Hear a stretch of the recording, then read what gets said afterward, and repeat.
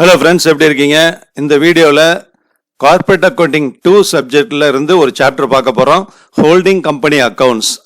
So maximum பார்த்தீங்கன்னா பிகாமில் 3rd இயரில் இருக்குது, அதாவது 5th செமஸ்டரில் இருக்குது. பிகாம் சிஏலையும் 5th செமஸ்டரில் இருக்குது. சில பிகாம் சம்மந்தப்பட்ட கோர்ஸில் பார்த்தீங்கன்னா 2nd இயரில் 3rd செமஸ்டரில் கூட வச்சுருக்காங்க. இது இந்த சப்ஜெக்ட் எல்லாத்துக்குமே இருக்குது. சிஏ, ஐசிஎம்ஏ எல்லா கோர்ஸ்லையுமே சிஎஸ் கோர்ஸுக்கு, பிகாம், எம்காம் எல்லா கோர்ஸுக்குமே இந்த சப்ஜெக்ட் இருக்குது. கார்ப்பரேட் அக்கௌண்டிங் அப்படிங்கிறது சில யூனிவர்சிட்டிஸில் கார்ப்பரேட் அக்கௌண்டிங் 1 and 2 அப்படின்னு வச்சுருக்காங்க. சில யூனிவர்சிட்டிஸில் கார்ப்பரேட் அக்கௌண்டிங்னு ஒரு சப்ஜெக்ட், அட்வான்ஸ்டு கார்ப்பரேட் அக்கௌண்டிங் அப்படிங்கிற மாதிரி சப்ஜெக்ட்ஸ் வச்சுருக்காங்க. இருந்தாலும் இந்த சாப்டர் எல்லாமே காமன், ரொம்ப ரொம்ப இம்பார்ட்டண்டான ஒரு சாப்டர். இது சம்பந்தப்பட்ட வீடியோ சீரீஸ் இந்த வீடியோவிலிருந்து கமெண்ட்ஸ் ஆகுது. ஓகேவா? ஸோ இந்த வீடியோவில் நம்ம பார்க்கக்கூடியது பார்த்தீங்கன்னா meaning of corporate accounting, terms, important terms used in the corporate holding company, அதாவது meaning of holding company accounts, terms used in the holding company accounts, then one example problem with the solution. இதான் பார்க்க போறோம். So இது part 1 video. ஓகேவா? அதுக்கு முன்னாடி I am Rajasekar from Rajasekar Bala YouTube channel. நம்ம சேனலை சப்ஸ்கிரைப் பண்ணாதவங்க, புதுசாக பார்க்குறவங்க சப்ஸ்கிரைப் பண்ணிக்கோங்க.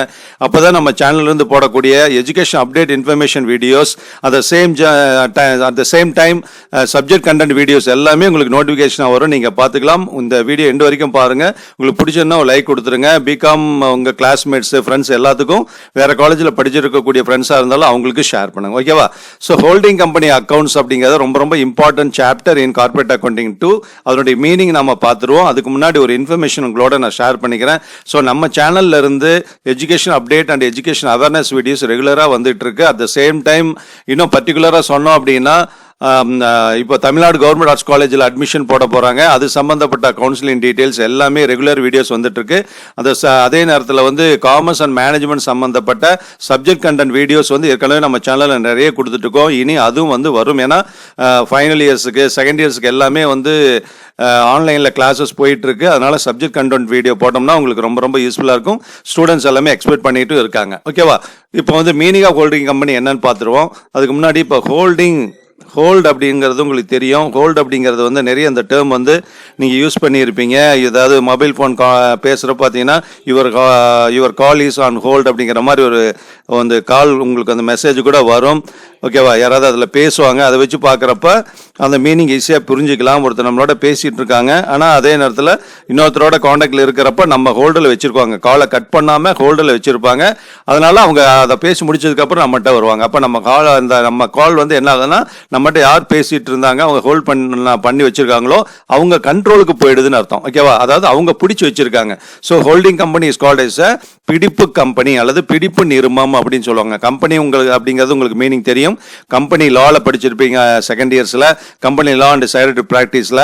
ஸோ கம்பெனிஸ் ஆக்ட் 1956 படி ஆரம்பிக்கப்படக்கூடிய கம்பெனிகள் தான் கம்பெனி அப்படின்னு சொல்கிறோம். அதாவது பப்ளிக் லிமிடெட் கம்பெனிஸ்.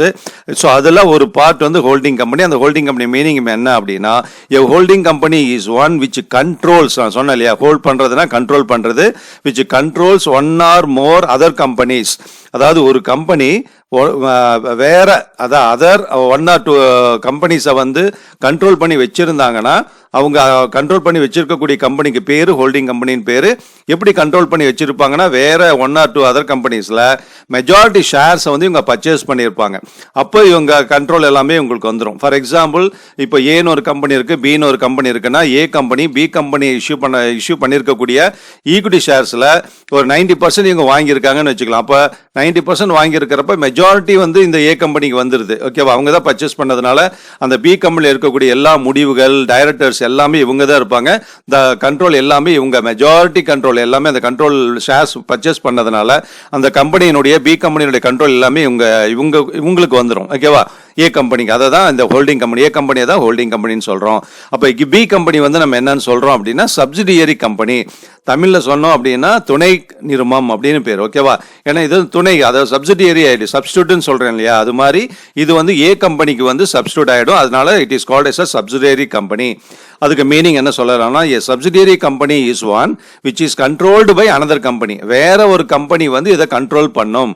அப்போ வந்து எதனால் அவன் வந்து அதிகமான ஷேர்ஸ் வாங்கினதுனால ஒரு கம்பெனியை வந்து கண்ட்ரோல் பண்ணுவோம். அப்போ கண்ட்ரோல் செய்யப்படக்கூடிய கம்பெனி சப்சிடியரி கம்பெனின்னு சொல்கிறோம். அப்போ எக்ஸாம்பிள் படி என்ன, ஏ கம்பெனி வந்து holding company, B company shares தான் வந்து இவன் 90% வாங்கினதுனால தான் அது ஹோல்டிங் கம்பெனி. அப்போ வந்து பி கம்பெனி பார்த்தீங்கன்னா உங்களுக்கு சப்சிடியரி கம்பெனி ஆகிடும். ஓகேவா? மீனிங் உங்களுக்கு புரியும்னு நினைக்கிறேன். இன்னொரு தரம் இன்னும் வரக்கூடிய ஸ்லைட்ஸ்லேயும் நான் உங்களுக்கு மீனிங் எக்ஸ்பிளைன் பண்ணுறேன். ஓகேவா? இப்போ பாருங்கள், இதே ஒரே ஸ்லைடில் ரெண்டுனுடைய மீனிங்கும் பார்த்துருவோம். A company which holds or purchases the majority of the shares in another company is called as holding company. Another அப்படிங்கிறது கூட ஸ்பெல்லிங் மிஸ்டேக்காக இருக்கு. ஸோ ஹோல்டிங் கம்பெனி வந்து என்ன பண்ணியிருப்பாங்கன்னா, இன்னொரு கம்பெனியில் அனதர் கம்பெனியில் மெஜாரிட்டி ஷேர் பர்ச்சேஸ் பண்ணியிருப்பாங்க. அப்போ அந்த கம்பெனிக்கு பேர் வந்து ஹோல்டிங் கம்பெனின்னு சொல்கிறோம். அப்போ சப்சிடியரி கம்பெனின்னு என்ன, இப்போ நான் சொன்னதே தான். A company which is controlled by another company, இன்னொரு கம்பெனியினுடைய கண்ட்ரோலில் இவங்க வந்துடுறாங்க. அந்த கம்பெனி வந்து மெஜாரிட்டி ஷேர் வாங்கினதுனால அப்போ இந்த கம்பெனியை நம்ம சப்சிடரி கம்பெனின்னு சொல்கிறோம். ஸோ இன்னும் நம்ம டீட்டெயிலாக சொல்லணும் அப்படின்னா, எவ்வளோ ஷேர்ஸ் வாங்கியிருந்தா அந்த சப்சிடரி கம்பெனி வந்து இவங்களுக்கு வந்து அதனுடைய கண்ட்ரோல் எல்லாமே ஹோல்டிங் கம்பெனி கீழே வந்துடும் அப்படின்னா மெஜாரிட்டி ஷேர்ஸ் வாங்கணும். மெஜாரிட்டி ஷேர்ஸுங்கிறது என்ன, இப்போ 50% ஷேர்ஸ் பர்ச்சேஸ் பண்ணியிருக்காங்க அப்படின்னா ஈக்குவல் ஆயிரும் இல்லையா? அதாவது பி கம்பெனியில் ஏ கம்பெனி வந்து 50% ஷேர்ஸ் வாங்கியிருந்தா 50% கண்ட்ரோல் வந்து ஏ கம்பெனிக்கு வந்துடும். மீதி 50% வேறு யாராவது வாங்கியிருந்தாங்கன்னா அவங்க கண்ட்ரோலில் இருக்கும். அப்போ 50-50 தான் இருக்கும். ஸோ மெஜாரிட்டி ஷேர்ஸ் வாங்கலேன்னு அர்த்தம். அப்போ 51% அப்படின்னா 1% எக்ஸ்ட்ரா ஆயிடுது. ஓகேவா? டெமோக்ராட்டிக் பிரின்சிபிளே அதானே, democracy.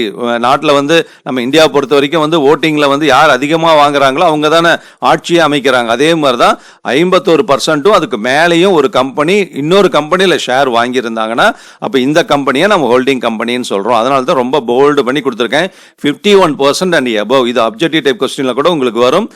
Holding company which holds 51% and above shares. எந்த ஷேர்? ஈக்விட்டி ஷேர், ப்ரிஃபரன்ஸ் ஷேர்லாம் கிடையாது. ஈக்விட்டி ஷேர்ஸ்லாம் அவங்க கண்ட்ரோல் 51% எபவ் பர்சன்டேஜ் ஆஃப் ஷேர்ஸும் பர்ச்சேஸ் பண்ணியிருக்கணும். அப்போ தான் this company is called as a holding company. ஓகேவா? இப்போ நல்லா புரிஞ்சிருக்குன்னு நினைக்கிறேன். மீனிங் ரொம்ப ரொம்ப இம்பார்ட்டன்ட். அப்போ தான் சம் உங்களுக்கு நல்லா ஈஸியாக புரியும். சம்ஸ் எல்லாம் வந்து ப்ராப்ளம் ஒர்க் அவுட் பண்ணி இனி வரக்கூடிய வீடியோஸில் நம்ம ரெகுலராக பார்க்க போகிறோம். ஸோ இந்த ஹோல்டிங் கம்பெனி அக்கௌண்ட்ஸில் நம்ம யூஸ் பண்ணக்கூடிய இம்பார்ட்டன்ட் டேர்ம்ஸ் நான் முதல்ல இன்ட்ரோடியூஸ் பண்ணிடுறேன். ஆனால் இந்த வீடியோவில் வந்து சில பாயிண்ட்ஸ் தான் பார்க்க போகிறோம். ரிமைனிங் வந்து அனதர் வீடியோவில் பார்க்கலாம், அடுத்த வீடியோவில். So goodwill or cost of control or capital ரிசர்வ்னு பேர். ஸோ குட்வில்லுக்கு இன்னொரு பேர் cost of control. The term goodwill நீங்கள் நல்ல நிறைய இடத்துல யூஸ் பண்ணியிருப்பீங்க. பார்ட்னர்ஷிப் அக்கௌண்ட்ஸில், ஏன் வந்து பார்த்தீங்கன்னா சோல் ட்ரேடிங் கன்சர்னில் நிறைய இடத்துல யூஸ் பண்ணியிருப்பீங்க. So goodwill is a reputation to the company. Good நேம்னு சொல்லலாம், அல்லது குட் நற்பெயர்னு சொல்லலாம் இல்லையா? ஒரு கம்பெனிக்கு இருக்கக்கூடிய நல்ல நேம், நல்ல ப்ராஃபிட் எர்ன் பண்ணி நல்ல ஷேர் ஹோல்டர்ஸ்க்கு டிவிடெண்ட் கொடுத்துட்டு இருக்காங்க அப்படின்னா அந்த கம்பெனிக்கு ஒரு நல்ல நேம் வரும். ஸோ இன்டான்ஜிபிள் அசெட், அதை குட்வில்னு சொல்கிறோம். ஆனால் அந்த குட்வில் வந்து ஹோல்டிங் கம்பெனியில் கொஞ்சம் வேற மாதிரி மீனிங்ல வரும். at the same time goodwill is also called as a cost of control in the holding company accounts. இதுல மட்டும் தான் அது யூஸ் பண்ணுவோம்.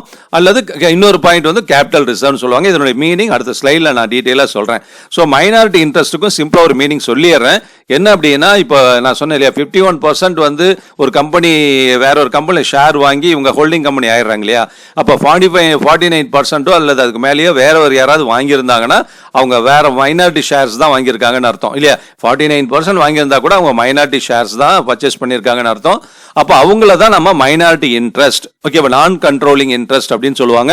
ஏன்னா கண்ட்ரோலிங் பவர் எல்லாமே ஹோல்டிங் கம்பெனிக்கு வந்துடும். இப்போ அன்கண்ட்ரோலிங் பவர் எல்லாமே வந்து மைனாரிட்டிக்கு போயிடும். அவங்கள தான் எம்ஐ, அதாவது மைனாரிட்டி இன்ட்ரெஸ்ட்னு சொல்கிறோம். ஸோ கேபிட்டல் ப்ராஃபிட், ரெவன்யூ ப்ராஃபிட்டை பற்றி வேற ஒரு வீடியோவில் நான் சொல்கிறேன். Investment of the holding company அப்படிங்கிறது வந்து இப்போ எக்ஸாம்பிள் நான் சொன்ன மீனிங்ல 51% எபோவ் டெஃபினிஷன்ல வந்துடும். ஆனால் எக்ஸாம்பிள் சொன்னப்போ 90% ஷேர்ஸ் வாங்கியிருக்காங்கன்னு சொன்னேன். அப்போ அந்த 90% ஷேர்ஸ் வந்து ஏ கம்பெனி பியில் வாங்கியிருக்காங்கன்னா இன்வெஸ்ட்மெண்ட் பண்ணியிருக்காங்கன்னு அர்த்தம்.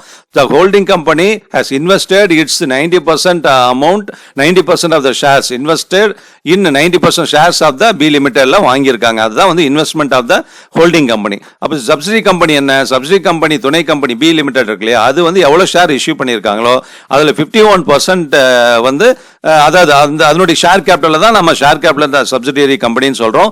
So investment of the holding company, அந்த share capital of the subsidiary company வந்து ரொம்ப ரொம்ப இம்பார்ட்டன்ட். ப்ராப்ளத்தில் வந்து உங்களுக்கு ரொம்ப யூஸ்ஃபுல்லாக இருக்கும். ஓகேவா? ஸோ கன்சாலிடேட்டட் பேலன்ஸ் ஷீட் அப்படிங்கிறது அடுத்த டேர்ம்.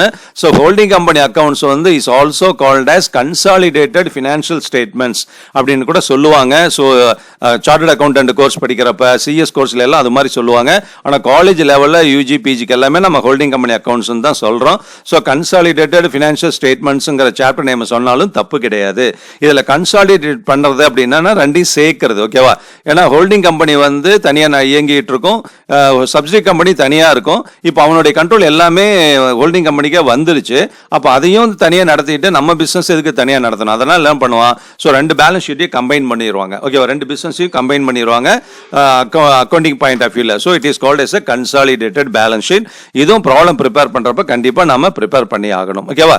அடுத்து வந்து பார்த்தீங்கன்னா இப்போ goodwill or cost of control அல்லது கேபிட்டல் ரிசர்வ், இதை வந்து மீனிங் வந்து இந்த வீடியோவில் நம்ம பார்க்குறோம். ஹோல்டிங் கம்பெனி இப்போ நான் மீனிங் முதல்ல எக்ஸ்பிளைன் பண்ணிடுறேன், அதுக்கப்புறம் இதில் நீங்கள் பார்த்துக்கலாம். அதாவது ஹோல்டிங் கம்பெனி என்ன பண்ணுறாங்க அப்படின்னா, சப்சிடி கம்பெனியில் வந்து மெஜாரிட்டி ஷேர்ஸ் வாங்கியிருக்காங்க இல்லையா? இப்போ ஃபார் எக்ஸாம்பிள் ஒரு ஷேர்னுடைய வேல்யூ 10 rupees வச்சுக்கோங்க. அதாவது face value of equity share of subsidiary company ஒரு 10 rupees பர் ஷேர். அதை வந்து ஹோல்டிங் கம்பெனி வாங்குறப்போ 12 ரூபாய்க்கு வாங்கியிருக்காங்கன்னு வச்சுக்கலாம். ஃபார் எக்ஸாம்பிள் ஃபேஸ் வேல்யூவோட ஒரு ஷேருக்கு 2 ரூபாய் எக்ஸ்ட்ரா கொடுத்து வாங்கியிருக்கான், ஓகேவா? அப்போ அந்த சப்சிடி கம்பெனியினுடைய நல்ல நேமுக்காக குட்வில்காக தான் அதை பர்ச்சேஸ் பண்ணுறான். அப்போ if any share is purchased by the holding company more than the face value of the shares of subsidiary company it is called as a goodwill or cost of control. Control என்ன, majority shares வாங்கினதுனால இவனுக்கு control வந்துடுது. அந்த control வரதுக்காக இவன் என்ன spend பண்ணுறான், அதிகமான அமௌண்ட் கொடுத்து தான் ஷேர் வாங்கினான், அதனால காஸ்ட்னு சொல்கிறோம். Or technically it is called as a cost of control or குட்வில்னு சொல்கிறோம். ஸோ கம்பெனியோடைய நல்ல நேமுக்காக 10 ரூபா ஷேர் கூட 12 ரூபா 13 ரூபா கொடுத்து எக்ஸ்ட்ரா கொடுத்து வாங்குறதுனால இதை வந்து நம்ம குட்வில்னு சொல்கிறோம். இது ஞாபகம் வச்சுக்கோங்க, மீனிங் சம்ல தான் இது வரும், ஓகேவா? So holding company acquires majority of the shares in subsidiary company, இது நான் மீனிங்லேயே சொல்லிட்டேன். If the holding company acquires shares more than the face value of the shares of subsidiary company it is known as a goodwill or cost of control to the holding company. இதை நான் explain பண்ணி கிளியராக உங்களுக்கு புரியுதா?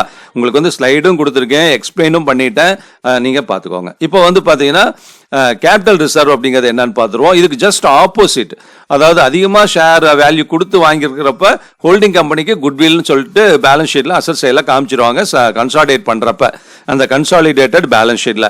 இப்போ suppose if any share is purchased by the holding company less than the face value of the subsidiary company, subsidiary கம்பெனியுடைய share எவ்வளோன்னு fix பண்ணுறாங்க, ஒரு 10 ரூபான்னு வச்சுக்கோங்க. அதை வந்து பார்த்தீங்கன்னா ஒரு 8 rupees 9 rupeesக்கு ஃபேஸ் வேல்யூ விட குறைவாக வந்து அமௌண்ட் கொடுத்து பர்ச்சேஸ் பண்ணியிருந்தாங்கன்னா அப்போ ஹோல்டிங் கம்பெனிக்கு என்ன, அது ப்ராஃபிட் தானே, அதனால கேபிட்டல் ரிசர்வ்னு சொல்கிறோம். So any reserve is a profit. All reserves can be created only out of the profits of the company. கம்பெனியினுடைய ப்ராஃபிட்லேருந்து கிரியேட் பண்ணுறது தான் ரிசர்வ். அது கேபிட்டல் ரிசர்வாக இருந்தாலும் சரி, ஜென்ரல் ரிசர்வ், ரிசர்வ் ஃபண்டு, எதை வேணால் நம்ம சொல்லலாம். ஸோ ரிசர்வ் அப்படிங்கிறது இந்த இடத்துல கேபிட்டல் ரிசர்வ்ங்கிறது வந்து கேபிட்டலுக்காக, அதாவது ஷேர் கேபிட்டல் அப்படிங்கிறது என்ன, அந்த total amount of shares issued தான் வந்து சொல்கிறோம். அப்போ ஷேர் இஷ்யூ பண்ணுறத வந்து நம்ம பர்ச்சேஸ் பண்ணுறோம், சப்சிடி கம்பெனி இஷ்யூ பண்ண ஷேரை அதை வந்து லெஸ் தேன் தி ஃபேஸ் வேல்யூக்கு பர்ச்சேஸ் பண்ணிக்கிறப்ப அப்போ என்ன, கம்பெனிக்கு சப்சிடி கம்பெனி ஷேர் வந்து அந்தளவுக்கு டிமாண்ட் இல்லை, இருந்தாலும் இவன் பர்ச்சேஸ் பண்ணுறான் அப்படிங்கிறப்ப இவனுக்கு ப்ராஃபிட் ஆகிடுது. அதனால தான் கேபிட்டல் ரிசர்வ்ங்கிற அக்கௌண்ட்டுக்கு ட்ரான்ஸ்ஃபர் பண்ணி கன்சாலிடேட்டட் பேலன்ஸ் ஷீட்டில் இதை லைபிலிட்டி சைடில் காமிச்சிருவாங்க. எல்லா ரிசர்வும் லைபிலிட்டி சைடில் தான் வரும் பேலன்ஸ் ஷீட்டில், ஓகேவா? ஸோ இதான் ஒரு மீனிங், ஓகேவா? Remain capital profit and revenue ப்ராஃபிட்ங்கிறது some other important terms used in the holding company accounts. அது வந்து கொஞ்சம் டீட்டெயிலாக வரும், சம்மில் கால்குலேட் பண்ண வேண்டிய விஷயம். இது இன்னொரு வீடியோவில் பார்த்துக்கலாம். இப்போ ஒரு எக்ஸாம்பிள் ப்ராப்ளம் வித் சொல்யூஷனோட பார்ப்போம். The following is the balance sheet of H limited and S limited. ரெண்டு கம்பெனியோட பேலன்ஸ் ஷீட் கொடுத்துருக்காங்க, நல்லா பார்த்துக்கோங்க. Liabilities H limited S limited கொடுத்துருக்காங்க, அசட்ஸ்லேயே ரெண்டு கம்பெனியோட கொடுத்துருக்காங்க, இதை பார்த்துக்கோங்க. இப்போ என்ன கொஸ்டின் கேட்குறாங்கன்னா, ப்ரிப்பேர் ஏ consolidated balance sheet without adjustments. ரொம்ப சிம்பிள். அப்போ இது வந்து அட்ஜஸ்ட்மெண்ட்ஸோட இதே பேலன்ஸ் ஷீட்டில் சில அட்ஜஸ்ட்மெண்ட்ஸ் கொடுத்தீங்கன்னா அதான் வந்து காம்ப்ரஹென்சிவ் ப்ராப்ளம்ஸ், வேறு எதுவுமே கிடையாது. அது கம்மிங் வீடியோஸில் பார்க்கலாம். இப்போ வந்து பார்த்தீங்கன்னா ஒரு பேலன்ஸ் ஷீட் கொடுத்து ஹோல்டிங் கம்பெனி அக்கௌண்ட்ஸில் ஒரு பேலன்ஸ் ஷீட், அதாவது ரெண்டு கம்பெனியோட பேலன்ஸ் ஷீட் கொடுத்து கன்சாலிடேட்டட் பேலன்ஸ் ஷீட் ப்ரிப்பேர் பண்ணுங்கன்னு சொன்னால் உடனே நீங்கள் என்ன சைடில் பார்க்கணும் அப்படின்னா அசட் சைடில் ஃபஸ்ட்டு பார்க்கணும். எப்பவுமே ஹோல்டிங் கம்பெனி தான் ஃபஸ்ட்டாக கொடுத்துருப்பாங்க ஹெச் லிமிடெட்ங்கிறது. ஏன்னா எது ஹோல்டிங் கம்பெனி எஸ் லிமிடெட்ங்கிறது இன்வெஸ்ட்மெண்ட்டை வச்சு தான் நம்ம தெரிஞ்சுக்க முடியும். சப்சிடி கம்பெனி தான் செகண்டாக கொடுப்பாங்க. இப்போ வந்து ஹெச் லிமிடெட்னுடைய அசட் சைடில் பாருங்கள், சண்டே அசட்ஸ் பிரச்சனை இல்லை, இன்வெஸ்ட்மெண்ட்ஸை பார்க்கணும். ஏன்னா இன்வெஸ்ட்மெண்ட் ஆஃப் த ஹோல்டிங் கம்பெனின்னு ஒரு இம்பார்ட்டன்ட் டேர்ம்ஸ்ல சொன்னேன் இல்லையா, அது இதுதான். So investment in 5000 shares of S limited. S லிமிடெட்னுடைய 5000 ஷேர்ஸ் இவன் வாங்கியிருக்கான், அதில் முதலீடு பண்ணியிருக்கான் மொத்தம் 50,000 ரூபாய்க்கு. அதனால தான் ஹெச் லிமிடெடுக்கு இது அசட்ஸாக அசட் சைடில் காமிச்சிருக்காங்க, ஓகேவா? இதை ஃபர்ஸ்ட் பார்த்துக்கோங்க. 5000 ஷேர்ஸ் வந்து 50,000 ருபீஸுக்கு பர்ச்சேஸ் பண்ணியிருக்காங்க. அப்போ ஒரு ஷேர் 10 rupees மல்டிப்ளை பண்றப்ப 50,000 வந்துரும். இதான் ஃபர்ஸ்ட் நீங்க பார்க்கணும். Any problem with adjustments without adjustments எப்படி இருந்தாலும் first you have to see the asset side of the holding company. ஓகேவா? தென் இப்போ liability சைடில் வந்துருங்க. liability சைடில் எஸ் லிமிடெட் பார்க்கணும். அதாவது சப்சிடரி கம்பெனியோடைய ஷேர் கேபிட்டல் பார்க்கணும். இம்பார்ட்டன்ட் டேர்ம்ஸ்ல நான் சொன்ன ஞாபகம் இருக்கா? அதாவது share capital of the subsidiary கம்பெனின்னு நீங்க அந்த ஸ்லைடு கூட எகைன் எடுத்து நீங்க பார்த்துக்கலாம். இதுல ஷேர் கேபிட்டல் பாருங்க. எஸ் லிமிடெட் வந்து ஷேர் கேபிட்டல் கொடுத்து ஷேர்ஸ் மற்றதெல்லாம் எதுவும் பார்க்க வேண்டாம். Shares of 10 rupees each. S limited மொத்தம் 50,000 ரூபாய் ஷேர் கேபிட்டல், 50,000 rupeesக்கு ஷேர் கேபிட்டல் இருக்கு. ஒரு ஷேர் 10 rupees. நீங்க டிவைட் பண்ணி பாருங்க, 5,000 ஷேர்ஸ் வருது. அப்ப எஸ் லிமிடெட் வந்து 5,000 ஷேர்ஸ் வந்து இஷ்யூ பண்ணிருக்காங்க. அப்ப அந்த 5,000 ஷேர்ஸையுமே யார் வாங்கியிருக்கா? ஹெச் லிமிடெட்ங்கிற ஹோல்டிங் கம்பெனி பர்ச்சேஸ் பண்ணிட்டாங்க. அப்ப ஃபுல்லாவே வாங்கிட்டான். அப்ப நான் 90% எக்ஸாம்பிள் சொன்னேன். டெபினிஷன்ல வந்து 51% அண்ட் அபவ்னு சொன்னேன். இதுல 100% ஷேர்ஸுமே வந்து ஹெச் லிமிடெட் வாங்கிட்டாங்க. ஓகேவா? புரியுது இல்லையா? இப்போ நம்ம என்ன பண்ணணும்னா கன்சாலிடேட்டட் பேலன்ஸ் ஷீட் போடணும். இதை போடுறப்ப ஹெச் லிமிடெடுக்காக ஹெச் லிமிடெட் தான் இது ப்ரிப்பேர் பண்ணுவாங்க. ஹெச் லிமிடெட் ப்ரிப்பேர் பண்றப்ப அவனுடைய அசட்ஸ் லைபிலிட்டிஸ் எல்லாம் டோட்டல் பண்ணிடலாம். இப்போ கிரெடிட்டார்ஸ் வந்து 110 + 50 வந்து 160 வரும். பாருங்க, கிரெடிட்டார்ஸ் வந்து 160 வந்துருச்சா லைபிலிட்டி சைடில். அதுக்கப்புறம் பார்த்தீங்கன்னா ஷேர் கேபிட்டல் ஹெச் லிமிடெட் மட்டும் வரும் 1 lakh. எஸ் லிமிடெட் வராது. ஏன் வராதுன்னா இவன் இன்வெஸ்ட்மெண்ட் பண்ணது வந்து 50,000, அதுக்குண்டான ஷேர் கேபிட்டலும் இவனுக்கு 50,000 வந்துருச்சு. இவனுக்கு ஏதாவது லாஸ் இருக்கா? அந்த 50,000 இந்த 50,000 ஆட்டோமேட்டிக்காக கேன்சல் ஆயிடுது. இப்போ 50,000 ரூபா அமௌண்ட் கொடுத்து 50,000 ரூபாய்க்கு ஷேர் கேபிட்டல் கரெக்டாக வாங்கிட்டான். அப்போ அதிகமாக கொடுத்துருந்தா அப்போ குட்வில்னு வரும். இன்வெஸ்ட்மெண்ட் அதிகமாக இருந்தால் குட்வில்னு வரும். இப்போ உதாரணமாக இன்வெஸ்ட்மெண்ட் 60,000 இருந்து ஷேர் கேபிட்டல் வந்து 50,000 இருந்தால் அப்போ குட்வில் 10,000 சொல்லிட்டு அசட்ஸ் எல்லாம் வரும். ஓகேவா? லெஸ் பண்ணிட்டு டிஃபரன்ஸ் இல்லை. இன்வெஸ்ட்மெண்ட் 40,000 இருக்கு, ஆனால் ஷேர் கேபிட்டல் வந்து எஸ்னுடைய இது வந்து 50,000 அப்படின்னா 10,000 ரூபாய் கம்மியாக தான் இவன் இன்வெஸ்ட் பண்ணியிருக்கான். அப்படிங்கிறப்ப கேபிட்டல் ரிசர்வ்னு 10,000 லைபிலிட்டி சைடில் வரும். அவ்வளோதான். இப்போ உங்களுக்கு இந்த சாப்டர் டோட்டலாக கம்ப்ளீட் பண்ண மாதிரி உங்களுக்கு நான் சொல்லிட்டேன். ஸோ கிரெடிட்டார்ஸ் லைபிலிட்டி சைடில் 1,60,000 போட்டாச்சு. அசட்ஸ் ரெண்டு ஆட் பண்ணிக்கோங்க. 160 + 1 வந்து 2,60,000 நீங்கள் வந்து பாருங்க அசட் சைடில் காமிச்சிருங்க. இப்போ ஷேர் கேபிட்டல் இவனுடைய 1 lakh அப்படியே வந்துடும். ஷேர் கேபிட்டல் இங்கே இன்வெஸ்ட்மெண்ட் கேன்சல் ஆகிடும். அப்போ 1 lakh share capital, creditors 1,60,000, asset சைடில் சன்ரி அசட்ஸ் ரெண்டையும் டோட்டல் பண்ணீங்கன்னா 2,60,000. The balance sheet, that is the total of consolidated balance sheet of H limited and its subsidiary company S limited. இப்படி தான் title கொடுக்கணும். Title மாற்றக்கூடாது. அதனுடைய பேலன்ஸ் ஷீட் வந்து 2,60,000 tally ஆகுது. ஸோ இதான் வெரி சிம்பிள் ப்ராப்ளம் இந்த ஹோல்டிங் கம்பெனி அக்கௌண்ட்ஸ். இனி வரக்கூடிய வீடியோஸ்ல வந்து ரொம்ப அட்வான்ஸா இருக்கக்கூடிய கொஞ்சம் கொஞ்சமா ஸ்டெப் ஆட் பண்ணிட்டே போகலாம். முதல்ல ஒரு அட்ஜஸ்ட்மெண்ட் வச்சு பார்ப்போம். அதுக்கப்புறம் 2 or 3 அட்ஜஸ்ட்மெண்ட்ஸ் வச்சு பார்ப்போம். அப்புறம் மேக்ஸிமம் அட்ஜஸ்ட்மெண்ட்ஸை வச்சு அடுத்த வீடியோஸ்ல பார்த்துக்கலாம். ஓகேவா? இது உங்களுக்கு நல்லா புரிஞ்சிருக்கும்னு நினைக்கிறேன். இதுல ஏதாவது உங்களுக்கு டவுட்ஸ் இருந்ததுன்னா கமெண்ட் பாக்ஸ்ல சொல்லுங்க, அதை எக்ஸ்பிளைன் பண்ணிக்கலாம். ஓகேவா? Thank you very much. All the very best.